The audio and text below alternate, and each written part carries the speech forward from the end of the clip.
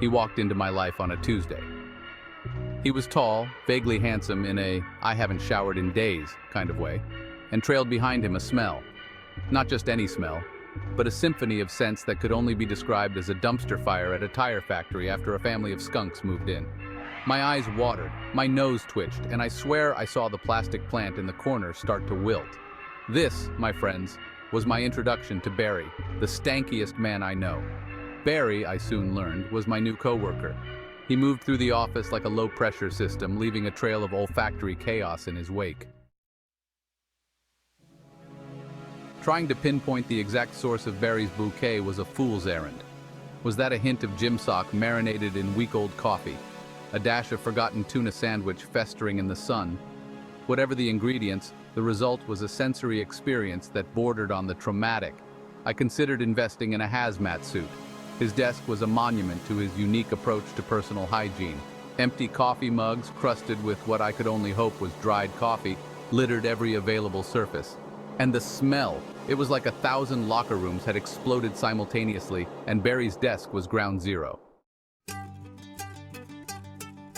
The office, in a collective act of desperation, tried to stage an intervention.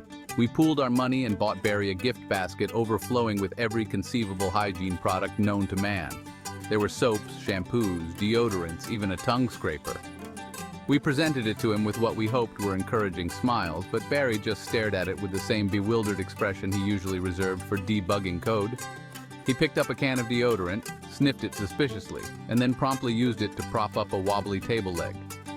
The rest of the basket met a similar fate. The soaps became paperweights. The shampoo bottles morphed into makeshift pen holders.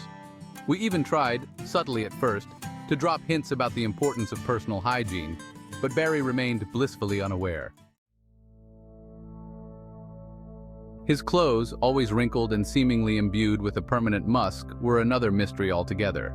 One day, I swear I saw him wearing the same shirt he had on the week before. It had a new stain, though, which I took as a sign of progress.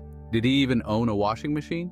Did he wash his clothes in the bathtub using a mixture of dish soap and tears? The mystery deepened when I discovered, quite by accident, that Barry didn't own a car. He walked everywhere, which explained why the smell lingered long after he'd left a room. One day, after a particularly pungent encounter with Barry, I decided I couldn't take it anymore. I was ready to quit my job, move to a remote island, and live off the land. But then, just as I was about to march into my boss's office and tender my resignation, I had an epiphany.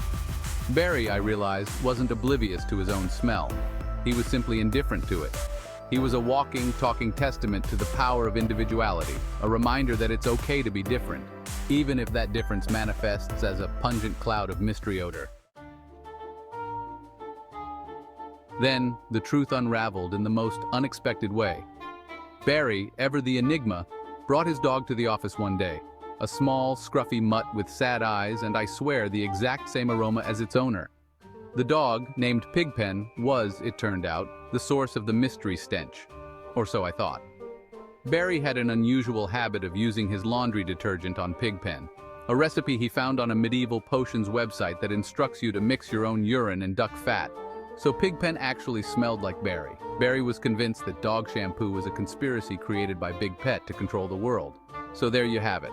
The stankiest man I know was crazy as heck and made his dog smell like him. Barry was a weirdo caught in the crosshairs of his own misguided beliefs and created a very smelly dog.